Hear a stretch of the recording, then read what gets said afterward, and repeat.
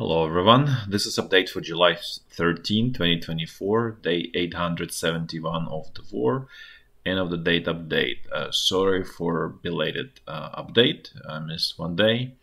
The next one should be on schedule. So first, I want to mention a little bit about the attempted assassination of the, I would say, next US President Trump. So first, just simply on a tactical level, it's very strange that whoever this shooter was, that he could not hit the target at 130 meters, because AR-15 allows you to do that. Even with very basic training, you should be able to do that because it's fairly precise rifle, unlike AK type of rifles, which are totally imprecise. So it's either this person never, had that gun in his hands, or something else was going on there. But this is a very odd situation, and there is another odd situation that he managed to get so close without being noted. So there's quite a bit of oddities in this situation. It's premature to draw any meaningful conclusions, but I would say those two facts are very clear. On a big picture scheme, is what is probably not understood about why Trump is so popular is that there is desire, there is demand to dismantle administrative state in the US. And so you can put someone else, ABC, and that ABC is going to win, because it's about idea, it's about the shift in the preferences of the society. Society is seeing administrative state as threat to them, to their well-being. And so there is decision has been made, basically, but popular vote is there, and the decision of the U.S. Constitutional Court, where they repel this Chevron deference doctrine, is just another example of the tectonic shifts in the U.S., in the desires of the population. And so, and Trump is just a tool to express those changes. Even though he probably thinks that he is driving the change, in reality, he's a tool of that change. And if he's not going to be doing sort of what needs to be done, he will be discarded. There will be a new tool. And so that's really kind of like, in a nutshell, situation, I guess, political situation in the U.S. Given that this assassination attempt has failed, the next step is probably going to be some kind of like social riots or something, something of that kind of nature, because that's what's left. Because second time assassination, it's probably not going to work second time. So there should be something sort of the next step of escalation, basically. And the only next step is some kind of unrest. And I don't know, hard to predict what it's going to be, but it's going to be something.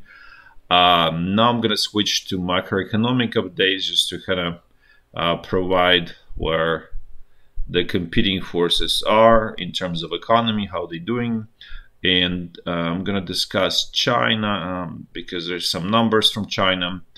And the numbers are this here, where I'm showing it's CPI and export imports for China. So what's really going on in China is back to its sort of true, tried and more economic model that worked for them, that brought them where they are, and that really means that export to the world, and basically generating wealth through export. And China back to it and pretty successful. So as you can see, exports in June grew up 8.6%. Prior period was 7.6%. Imports were down 2.3%. So the important part is the difference that you grow export, and you reduce your spending on import. So basically, you grow your revenue and you reduce your expenses.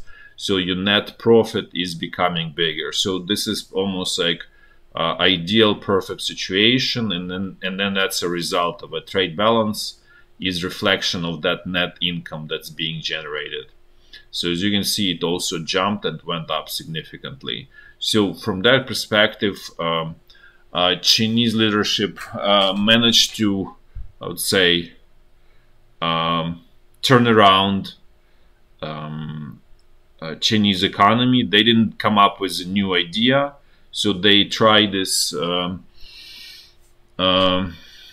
They tried to increase consumption and kind of create consumption-driven economies similar to the U.S. That failed. The Chinese leadership realized the failure, made the changes, didn't have any better ideas, and decided to go back to what used to work for them, and it works. Despite all of this tariffs from EU, from US, it's probably more coming. It works, and part of the reason is because China can export to many other countries besides US and besides EU, and the world likes Chinese products because they're cheap, they're not the best quality, but the ratio for the price for the quality works apparently for worldwide consumers. And so this model is back, it's successful, and that really means that leverage of the West against China economic is not there, and it's just going to be much more difficult conflict in the future. Also, want to mention about CPI in China, and that goes back to that story of turning back to export. You can see the CPI is down. Basically, it's sort of like almost deflation in China. What this in general, it's actually good for consumer, for average person. It's bad for debt-driven economy, which we all live without exception. The entire world is debt-driven economy, and for the debt-driven economy, deflation is almost like a death. It's really bad sign. Even though in a normal sort of equity-based economy, it's actually a great sign. But this really means that internally there's no demand in China, and so since there's no demand, then China is refocusing itself externally, which is exactly what I showed. And so this refocused for export kind of helps to balance off internal problems. So from some people in a negative way would say that China is exporting its own problems to the world. I would disagree. It's just China doing what they think is best for them, and it is what it is. And they are competitive, and so it works for them. Now let's move to Europe. A little bit of data. So there's data for Italian production. Things similar to Germany and France, not as bad, but still, the same general picture. The industrial production is down 3.3% on the year. Not as horribly, obviously, as Germany, because that's really terrible there.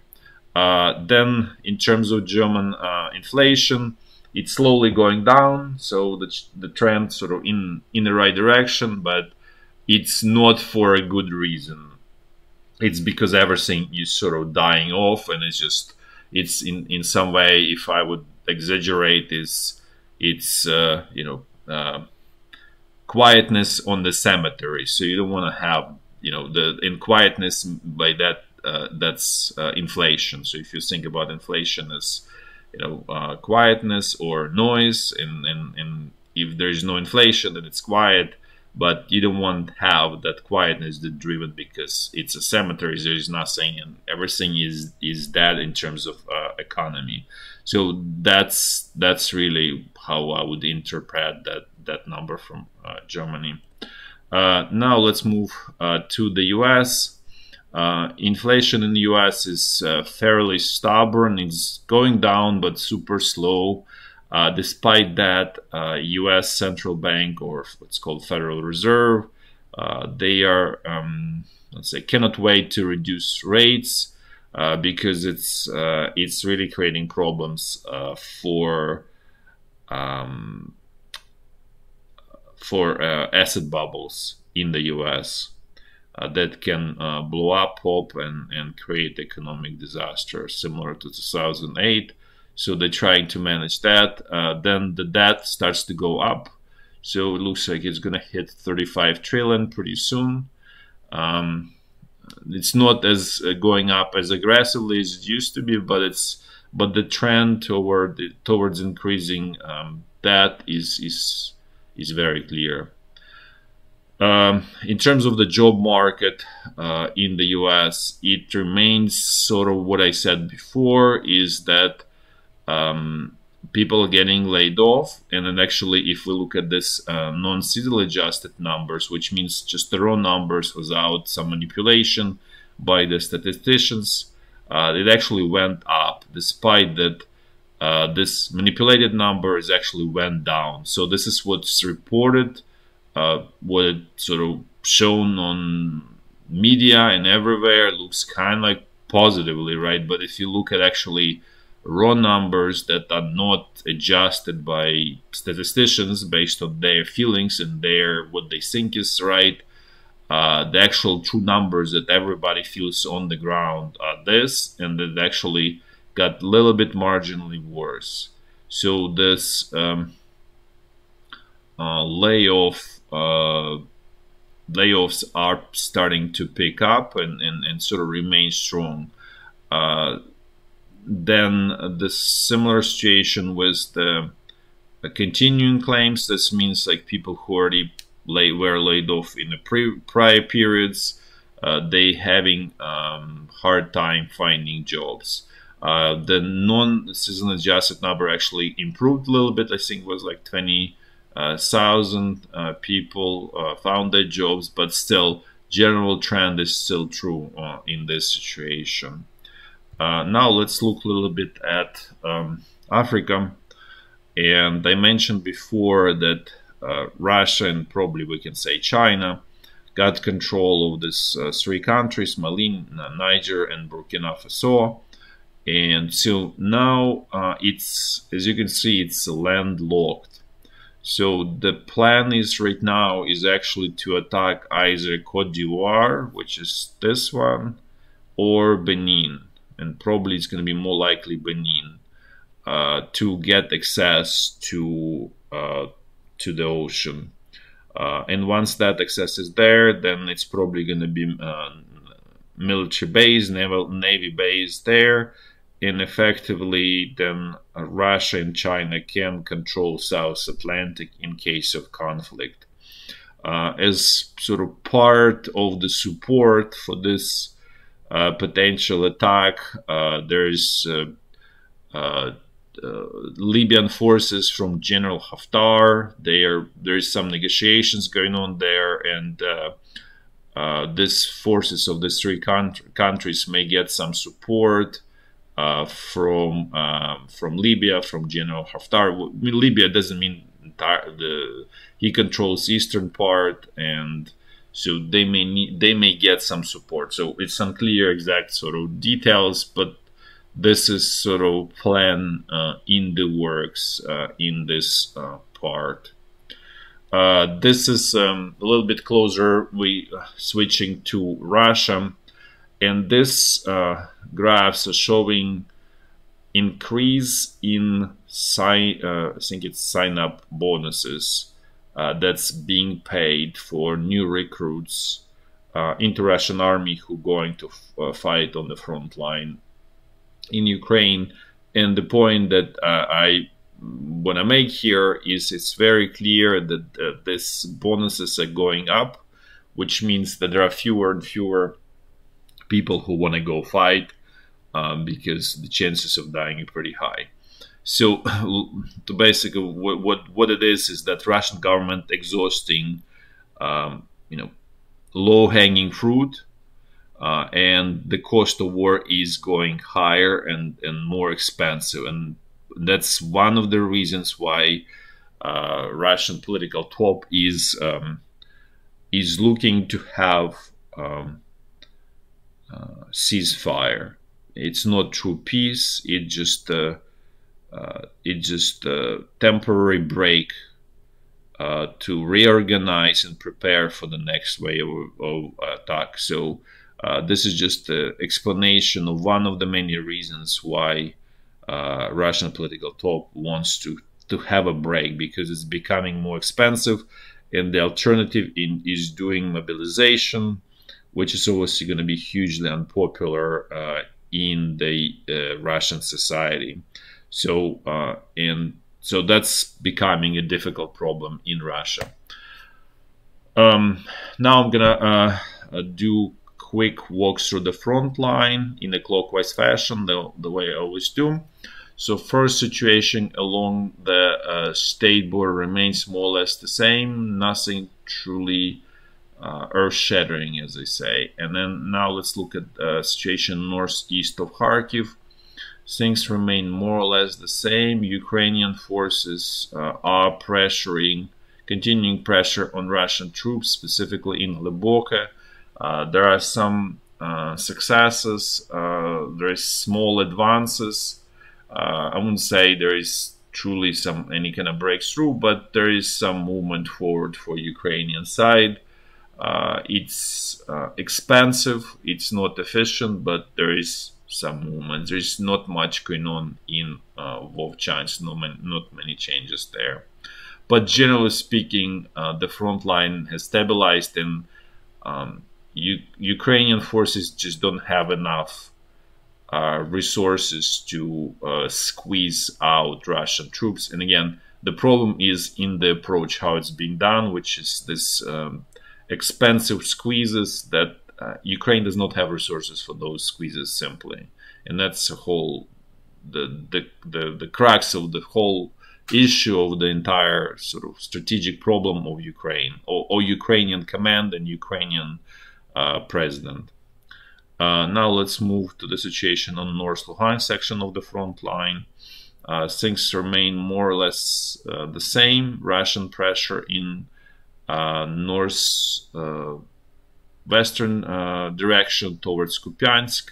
The same is happening from the northeast, and then some pressure here to eliminate Ukrainian bridgehead essentially on the eastern side of this river, without major successes there. Now let's move to the North Donbass section of the front line. As I mentioned before, Russian troops captured Urozhayne. Just update, it's a more catch up. Continuing pressure here without major successes. Small advances by Russian troops, but nothing truly big here yet. Then the situation in the south, west of Bakhmut or around Chasiv Yar, remains more or less the same. Russian troops still have problems with, creating big enough springboard to truly make a final move to capture Chasiv Yar. They still need to capture this territory towards north of Yevhenivka, and then south here they need to eliminate this Ukrainian bridgehead on the eastern side of the channel, and it's just not going well so far. Now let's move to the central Donbass front line. This is where the front line used to be, and this is sort of new update. As you can see, Russian troops managed to make some advances. They captured this village Yevhenivka, then village Novoselivka Persha, in the process of being lost. So I'm gonna say it's completely lost, but it's close. So what this really means that Russian troops pretty much cleaned up this eastern side of this tiny river Volcha. So it's lost. This whole area essentially lost, and now it's going to be a key moment when Russian troops break through on the other side of this river, because that really creates quite a bit of opportunities for them, and it also means that Ukrainian front line can truly crack in a major way. We'll see what happens, but the whole development here is becoming more and more dangerous and threatening for strategic situation on this section of the front line in general, not just tactically. It's becoming it's clearly tactically been a problem for a long time, but this tactical problem is turning into more of a strategic problem, and pretty soon, and it's only gonna get, looks like, worse. So this is the most, I would say, the most decisive and dangerous section of the front line, of the entire front line for Ukrainian forces. At the same time, it's also very clear that Russian troops are becoming more exhausted, that there is need for replacements, and those so-called volunteers, or they're not really truly volunteers, people who go then join for money, the flow of those people is becoming smaller, it's dwindling, and soon Russian command will have to decide what to do next, because otherwise this will bog down here, because simply not enough resources, and it would be obviously a welcome development for Ukrainian side. Now this is the same picture from sort of the entire section of the front line. I also want to mention that there are problems for Ukrainian forces around New York. It's not as critical, it's definitely nothing pleasant, but generally speaking, it's totally not critical from a big picture relative to this development of this, call it Ocheretyne salient that's developed. That's the most dangerous development out of all. Then looking a little bit south around Krasnohorivka, the town is in the process of being lost by Ukrainian forces, and it's, I would say, very close to being completely lost. Probably another 3-4 days, maybe 7, and it will be lost. Otherwise, south of Krasnohorivka, west of Marka, Russian troops so far bogged down. No major advances there. Now let's look at the Zaporizhya front line. And things here also not developing terribly great for Ukrainian forces. Russian troops advanced in Urozhayne and effectively captured majority of the village. Ukrainian forces really just on the northern outskirts of this village. So that's another village that's being lost here over past, let's say, months. The first one was Staromayorsk. This is Urozhayne. They basically kind of like twin villages on both sides of the river. So this is, again, these villages were liberated in the summer of 2023. Now this is being lost. Otherwise, Russian pressure around Robotyne is pretty weak, and so far the front line holds there. Now let's look at the situation along the Dnipro River, which is quiet. I mentioned this many times before. Strategically, it's dead end for both sides, so there is not much going on here. That's it for the day. Thanks for watching. Till next time. Bye bye.